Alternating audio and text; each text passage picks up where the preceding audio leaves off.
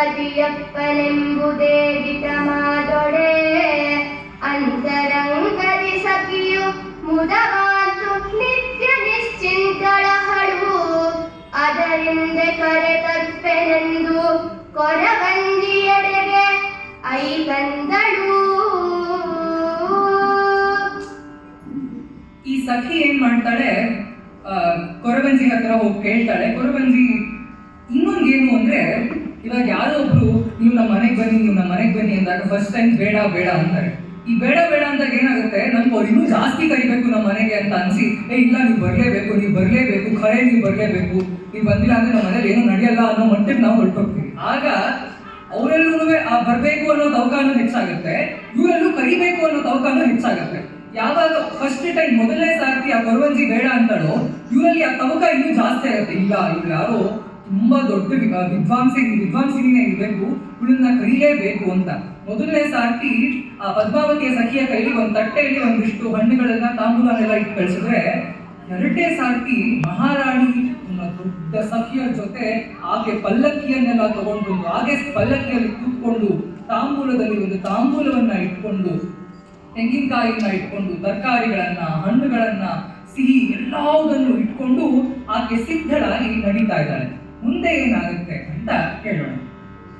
ನೃಪಸಖಿಯ ಬಳಿಗೈದಿ ಸಖಿ ಬೇಳಲಾನುಡಿಯನು ಅಪರಾಧ ಮಾಯ್ತಲ ತಾನ್ ಹೋಗಿ ಲಯ ನುಡಿಯಳು ಉಪಚರಿಸಿ ಕರೆತಾರದಿರ್ತುದು ಅಪರಾಧ ಮಾಯ್ತಲ ಎಂದು ಧರಣಿ ದೇವಿಯು ಆಕ್ಷಣ ಚಿಂತಿಸಿ ಕುಪಿತಳಾಗಿರ್ದೊಡೆ ಆ ಕ್ಷಮೆಯ ಯಾಚಿಪನೆಂದು ವಿಪುಲತರವಾದ ಹೊನ್ನ ಅಂದಳವತರಿಸಿ ತನಗುಪಚಾರ ಕೈವರೊಳಗೊಂಡು ದಿವ್ಯನುಕೂಲ ತಾಂಬೂಲದೊಡನೆ ಐದಿದಳ್.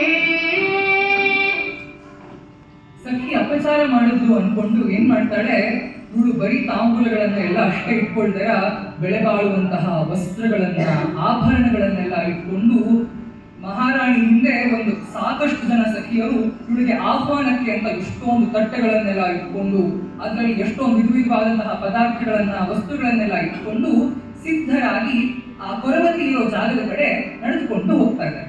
ಮುಂದೇನಾಗುತ್ತೆ ಅಂತ ಹೇಳೋಣ. ಕೊರವಂಜಿಯಂ ಕಂಡೋ ಪಲ್ಯಂಕದಿಂದಿಳಿದು ಕರದಿದುರದುಕೂಲ ಹರಿವಾಣಮಂ ಪಿಡಿದು ಪರಿಚರಗಳ ನಡುವೆ ನಡೆದು ಕೊರವಿಟಿಗೆ ಶಿರವಾಗಿ ಸರ್ವಜ್ಞನೀ ಕರುಣದಿಂದ ಈ ಬಸವ ತಾಂಬೂಲಗಳನ್ನಾಂತು ನರಪಾಲ ಭವನ ಆದಿತ್ಯಮಂ ಪಡೆದೊಡೆ ಆಂಬರಮದನ್ಯಡೆ ನಿಪ್ಪೆನೋ ಎಂದರಾಣಿಯನೋ ಬಂದಿ ಇಂತೆಂದರು. ಇನ್ನೇನು ಕೊರವಂಜಿ ಇರೋ ಜಾಗಕ್ಕೆ ಹೋಗ್ತಾ ಇದ್ದೀವಿ ಅಂತ ಮಹಾರಾಣಿ ಗೊತ್ತಾದ ತಕ್ಷಣ ಕೂಡಲೇ ಅವಳು ಕೂತಿದ್ದಂತ